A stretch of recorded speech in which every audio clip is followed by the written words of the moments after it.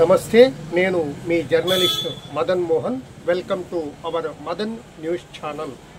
నంద్యాల జిల్లా బనగానపల్లి మండలంలోని నందవరంలో వెలసిన కాశీ విశాలాక్షిగా ప్రసిద్ధి చెందిన శ్రీ చౌడేశ్వరి అమ్మవారి ఆలయంలో అక్టోబర్ 3వ తేదీ నుంచి దేవి శరన్నవరాత్రులు ప్రారంభం కానున్నట్లు సంబంధిత బాధ్యులు ఒక ప్రకటనలో పేర్కొన్నారు.